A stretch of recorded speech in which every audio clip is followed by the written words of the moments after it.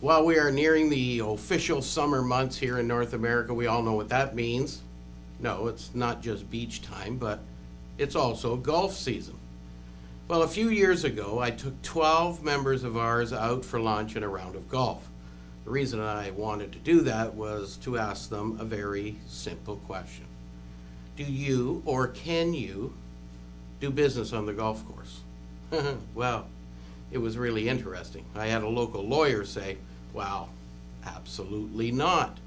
Golf is a game for fun, and I never, ever, ever do business on the golf course. That is just wrong.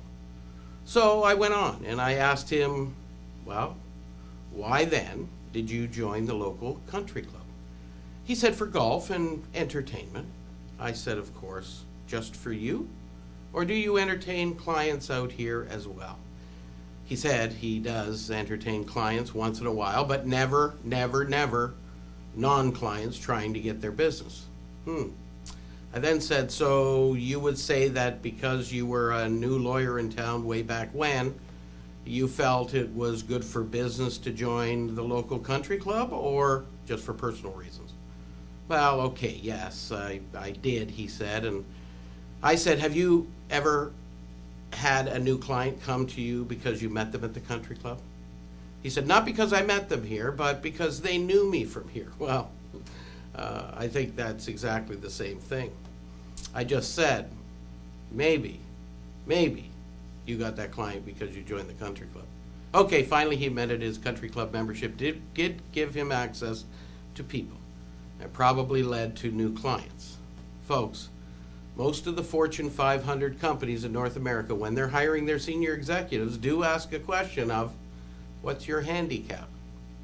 I'm not too sure how many people landed the job because they had a very low handicap, or how many people didn't get the job because they had a very high handicap, but be assured, there's an opportunity to do business on the golf course, and here is why. On how many occasions in meeting a new prospective client or dealing with a new vendor have you been able to arrange a 4.5-hour meeting with them? None. I know the answer to that question. 4.5 hours is a decent amount of time to at least start to develop a relationship. Concern is, will it be a positive relationship or a negative relationship? That's entirely up to you. And possibly that new potential client's advantage as well. You see, after playing a round of golf with someone and seeing them curse and throw their clubs, you may just give a second thought as to whether or not you want them as a customer.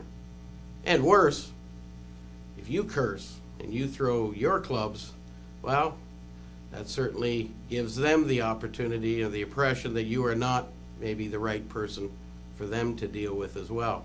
So there are rules when playing golf for business you must adhere to. And they are as follows, so pay attention very closely. Number 1, don't curse and throw your clubs. Be a gracious host.